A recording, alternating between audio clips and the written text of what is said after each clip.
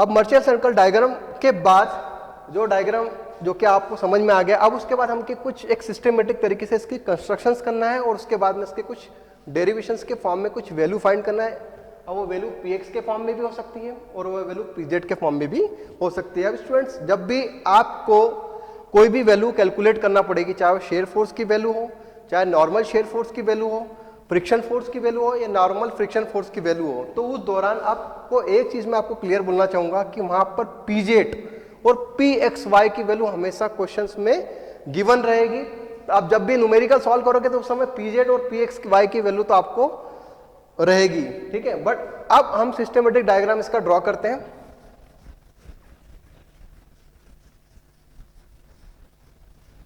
तो देखिए, पहले तो मैं एक सर्कल डायग्राम सर्कल बना लेता हूं ये, ठीक है। अब यहां पर ये है आपका शेयर प्लेन, इसको बोलोगे आप px, और ये है आपका वर्टिकल लाइन ड्रैग फेस, और ये एंगल कितना है आपका अल्फा नॉट, ठीक है। अब उसके साथ इसके अलोंग एक फ्रिक्शन फोर्स काम करेगा,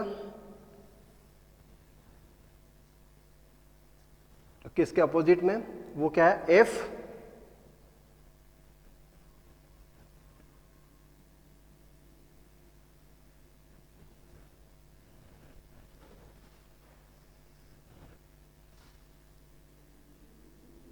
वो F, और इसके परपेंडिकुलर में क्या होगा ये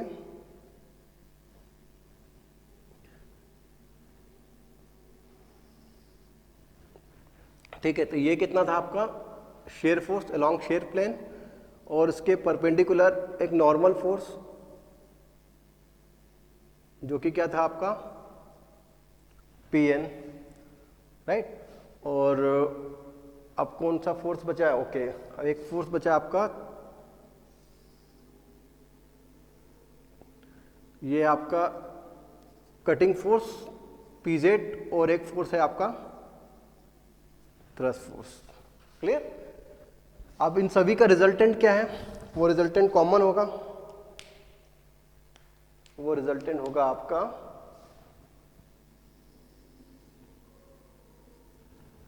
R। तो आपको एक चीज क्लियर है कि सभी की जो एंगल है वो 90 डिग्री से, हर एक पेरिफेरी पर 90 डिग्री एंगल है, ये 90 डिग्री, ये 90 डिग्री, और इसी से हमारा एक सर्कल पूरा कंप्लीट होता है। अब हमें यहाँ पे कुछ एंगल्स का आइडेंटिफाई करना है। सबसे पहले कि ये, जैसे कि आपको पता है, इसकी नेमिंग कर देते हैं O, A, B, C और D, ओके। अब ये जो एंगल था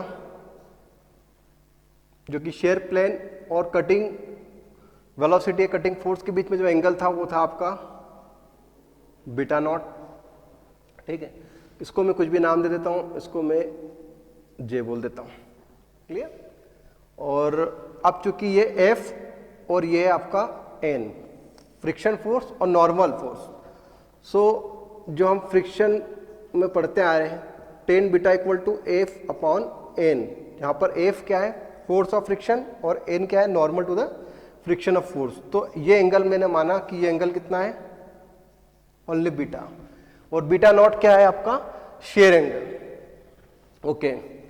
और हाँ, यहाँ पे भी आप देख रहे हो कि ये एक एंगल जो कि रेक फेस पर है, रेक फेस आपका, ये रेक फेस होता है इस तरह, तो ये रेक फेस पे जो एंगल होता है उसको क्या बोलोगे आप अल्फा नॉट। अल्फा नॉट मतलब रेक एंगल, तो अल्फा नॉट इस तरह, तो इसको हम इस तरह आगे भी बढ़ा सकते हैं, तो ये एंगल भी कितना होगा अल्फा नॉट होगा। अब हमें आइडेंटिफाई क्या करना है कि एक एंगल AOJ या AOB जो कि कितना है आपका, ये है आपका बीटा नॉट, या इसको आप ऐसा भी बोल सकते हो AOJ, जो कि ये क्या हो गया आपका शेयर एंगल हो गया। उसके साथ एक है आपका अल्फा नॉट, इसको मैं G बोल देता हूं, GOD, या इसको मैं E और इसको F बोल देता हूं, तो EOF। So angle EOF equals to angle GOD equals to कितना हुआ आपका alpha naught. Alpha naught means ये हो गया आपका रेक एंगल, ठीक है। अब ये पॉजिटिव भी हो सकता है, नेगेटिव भी हो सकता है, whatever. So alpha naught is right angle और beta naught is a shear angle. अब उसके बाद अब हमें यहाँ पर कुछ ट्राइंगल्स का यहाँ पे एक ट्राइंगल ये दिख रहा है और एक ट्राइंगल ये दिख रहा है। तो आप देख रहे हो कि ये अगर 90 डिग्री है, ये बीटा नॉट है, तो ये एंगल कितना होगा, ये होगा 90 माइनस बीटा नॉट। अब ये 90 माइनस बीटा नॉट है तो इसके करस्पॉन्डिंग ये एंगल भी कितना होगा 90 माइनस बीटा नॉट। अब ये 90 डिग्री है तो ये एंगल कितना होगा बीटा नॉट होगा। क्लियर। अब हमारे पास यहां पर दो ट्राइंगल है, ठीक है। तो सबसे पहले मैं बात करता हूं ट्राइंगल BCO।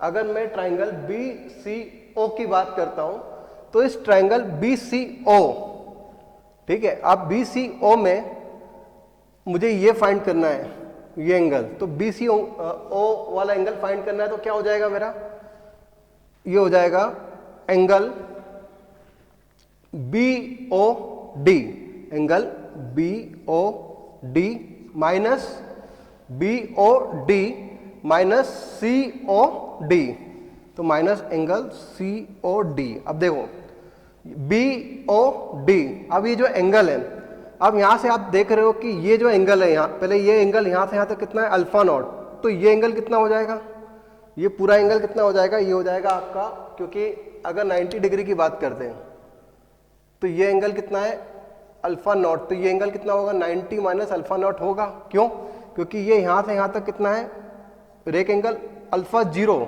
तो ये टोटल एंगल पूरा कितना हो जाएगा, ये हो जाएगा आपका 90 माइनस अल्फा नॉट। तो यहां पे आप लिख सकते हो 90 माइनस अल्फा नॉट, ठीक है। अब BOD में से आपने COD सब्ट्रैक्ट करोगे तो ये आपका ये एंगल आएगा। अब COD में ये एंगल कितना है COD, ये बीटा, ये 90 डिग्री, तो ये एंगल कितना होगा, ये होगा 90 माइनस बीटा ओनली, तो ये हो जाएगा माइनस 90 माइनस बीटा। सो आप इसको simply 90 minus alpha not minus 90 plus beta, तो 90 से 90 कैंसिल, तो आपका ये जो ट्राइंगल है इसमें जो एंगल है BCO, तो ये हो जाएगा बीटा माइनस अल्फा नॉट। तो ये आपकी एक तरह से एक इक्वेशंस हो गई। तो उम्मीद करता हूँ स्टूडेंट्स यहाँ तक तो आपको क्लियर हो गया।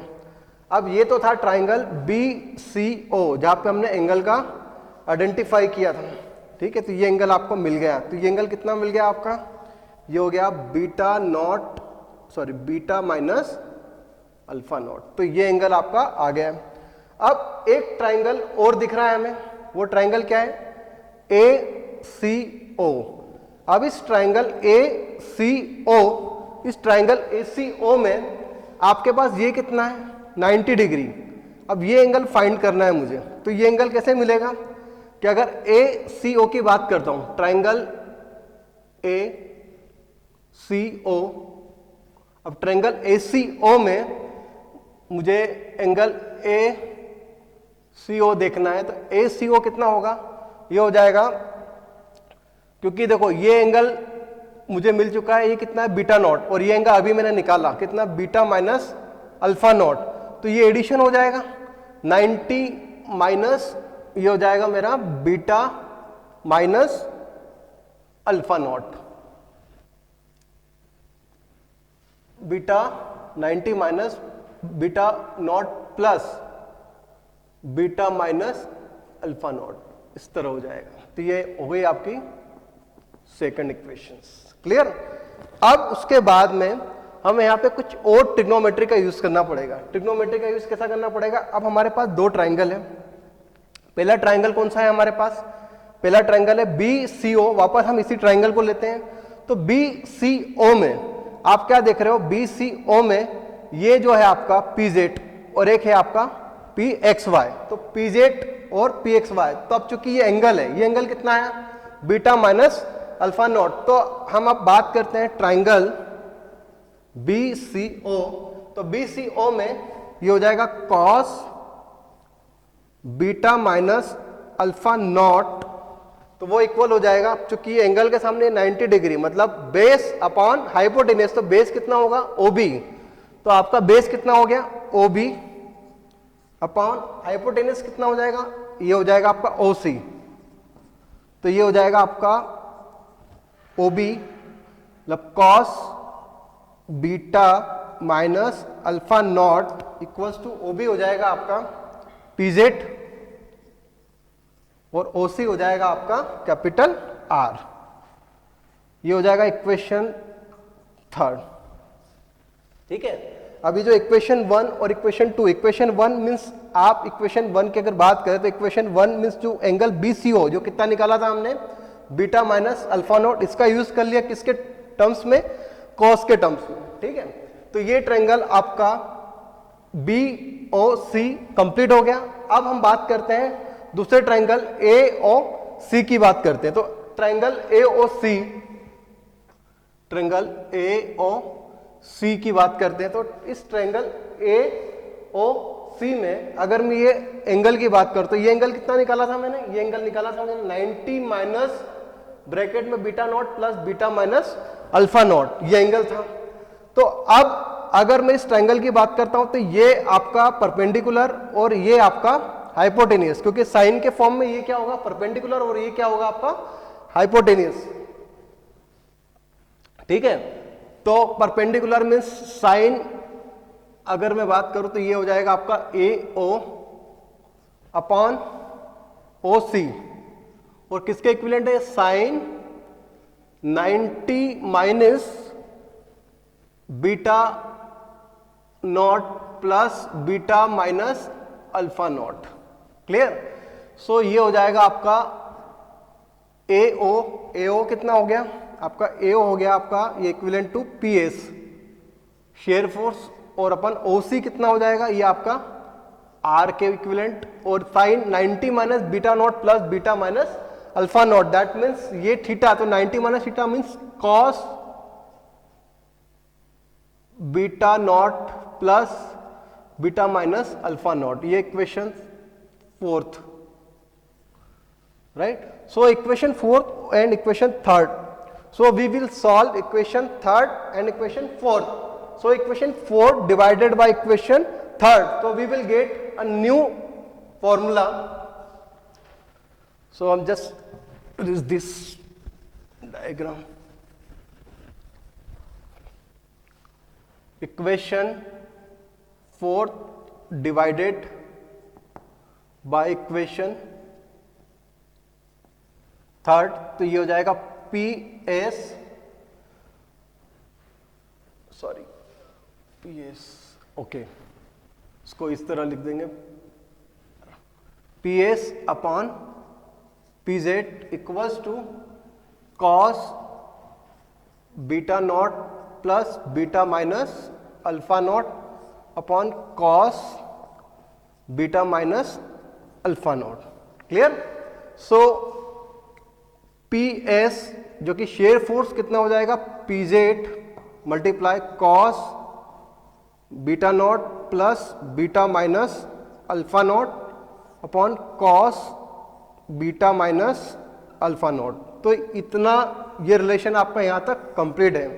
तो ये शेयर फोर्स के लिए आपका क्लियर हो गया। अब इसमें क्या है, अब हम आगे की अगर बात करें तो इसको पीजेड के फॉर्म में भी लिख सकते हैं। अगर पीजेड के फॉर्म में अगर हम रिलेशंस को लिखना चाहें तो क्या हो जाएगा, PZ equivalent P S multiply cos beta minus alpha naught upon cos beta naught plus beta minus alpha naught. Clear, तो इस फॉर्म में भी इक्वेशंस को हम लिख सकते हैं। अब हमारा क्या कहा है कि हमें पी एस को कैलकुलेट करना है। अगर पी एस को मुझे कैलकुलेट करना है तो एक चीज तो क्लियर है कि या तो पी एक्स वाई जो कि थ्रस्ट फोर्स या पी जेड दोनों की वैल्यू क्या है मेरे पास गिवन रहेगी, तो उस बिहाफ पे मैं पी एस की वैल्यू इजीली यहां पर फाइंड कर सकता हूं। तो अब मुझे क्या करना है, पी एस की वैल्यू फाइंड करना है। P S means shear force, जो कि आपको पता है शेयर फोर्स क्या होता है, shear force equals to shear strength into sheared area. Clear? तो ये शेयर फोर्स है, ठीक है, किसके अलोंग शेयर फोर्स है, शेयर प्लेन के अलोंग शेयर फोर्स है। तो अब हम आगे देखते हैं।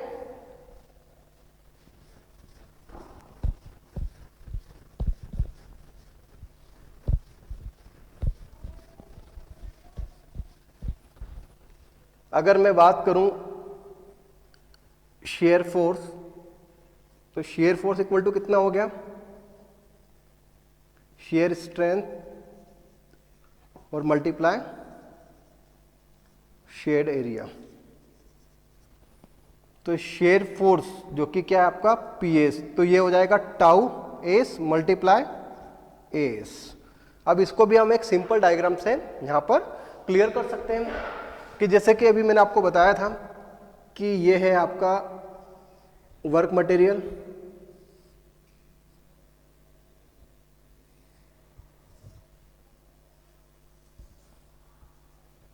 ठीक है, ये वर्क पीस, ये चिप और ये टूल इंटरफेस, ये टूल इंटरफेस आपका टूल और वर्कपीस के बीच में कांटेक्ट हो रहा था, चिप फॉर्मेट हो रहा है। अब यहाँ पे आप इसको 3D डायमेंशन में आप इस तरह दिखा सकते हो,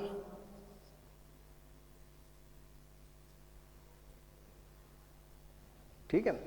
सो आप इसको थोड़ा सिस्टमेटिकली तरीके से यहाँ पे भी देख सकते हो।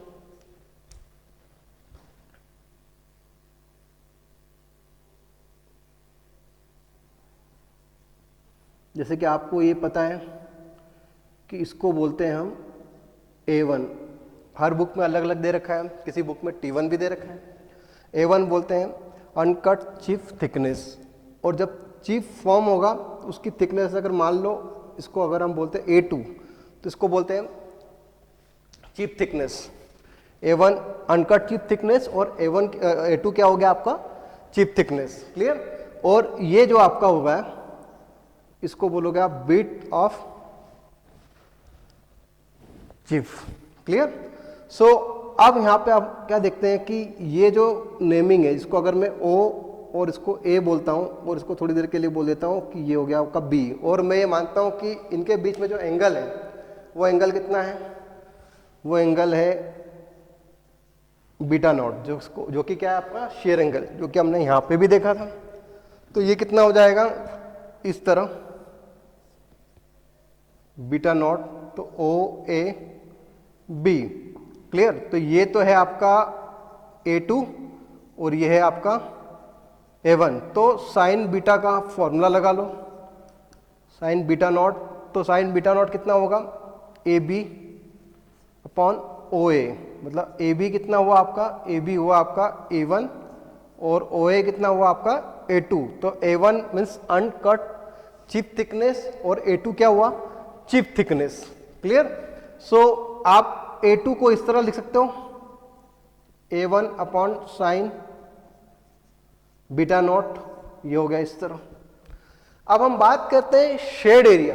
तो शेड एरिया कौन सा हुआ, ये एरिया हुआ शेड एरिया आपका, यहां मैं इसको रेप्स कर देता हूं। अगर मैं शेड एरिया AS, तो AS कितना हो गया मेरा, ये हो गया AO या OA और मल्टीप्लाई B क्यों लिया, क्योंकि बिट ऑफ चिफ जो कि B है। तो OA कितना है, OA था आपका A2, तो A2 मल्टीप्लाई B, तो इसको आप AS को लिख सकते हो A1 multiply B upon sine beta not, तो ये AS हो गया। तो आप शेड एरिया की फाइनली इक्वेशन की अगर बात करें तो शेड फोर्स, तो शेड फोर्स कितना हो जाएगा टाउ मल्टीप्लाई AS, तो ये हो जाएगा टाउ मीन्स AS हो जाएगा A1 इंटू B और साइन बीटा नॉट, तो ये इस तरह हो जाएगा। अब स्टूडेंट एक और चीज मैं बताना चाहूंगा कि ये तो कंडीशन आपकी इस तरह की है, अगर ये ऑर्थोगोनल कंडीशन में है तो A1 किसके इक्विवेलेंट होगा, F के इक्विवेलेंट होगा फिट के, और बी किसके इक्विवेलेंट होगा, डेप्थ ऑफ कट के इक्विवेलेंट होगा। तो उस दौरान वो इक्वेशन क्या हो जाएगी, उस समय अगर ऑर्थोगोनल की कंडीशन में हो तो ये हो जाएगा tau multiply A multiply D और साइन बीटा नॉट, अगर ये ऑर्थोगोनल का केस हो। बट अभी तो हम सिंपल ये वाला केस देख रहे हैं, तो P S equal to tau into A S upon, तो ये कितना हो जाएगा tau into A one B sine beta naught. So final equation आपकी जो पी एस वाली जो है वो कितनी हो जाएगी, फाइनल पी एस की जो इक्वेशन हो जाएगी पी एस इक्वल्स टू, अब देख रहे हो आप, अगर मैं इसको पीजेड के फॉर्म में लिखूं तो पीजेड के फॉर्म में अगर मैं लिखता हूं इसको तो ये हो जाएगा आपका P S multiply cos beta minus alpha naught upon cos beta naught plus beta minus alpha not. अब पी एस की वैल्यू ऑलरेडी मैं यहाँ पे फाइंड कर चुका हूं, तो पी जेड इक्वल टू कितना हो जाएगा tau into A one B upon sine beta naught और multiply cos beta minus alpha naught upon cos beta naught plus beta minus alpha naught. तो इस तरह हम पीजेड की वैल्यू यहाँ पे फाइंड कर सकते हैं और पीएक्स की वैल्यू भी इस तरह हम यहाँ पे फाइंड कर सकते हैं। तो ये आपकी पहली कंडीशन मर्चेंट सर्कल एनालिसिस की, ये जो आपकी वो कंप्लीट हो गई है। तो उम्मीद करता हूँ कि इतना आपको ये चीज़ यहाँ पर क्लियर हो गया है। सो नेक्स्ट क्लास में हम दूसरी कंडीशन की, मतलब आपके पास पी एक्स वाई और पी जेड की वैल्यू गिवन है, तो उस दौरान आपको फ्रिक्शन फोर्स और नॉर्मल फ्रिक्शन फोर्स ये फाइंड करना हो, और उसके बाद फिर हम देखेंगे शेयर फोर्स और नॉर्मल शेयर फोर्स की वैल्यू फाइंड करना जब पी एक्स वाई और पी जेड की वैल्यू गिवन हो। तो अभी के लिए आपका इतना कंप्लीट है। Thank you very much.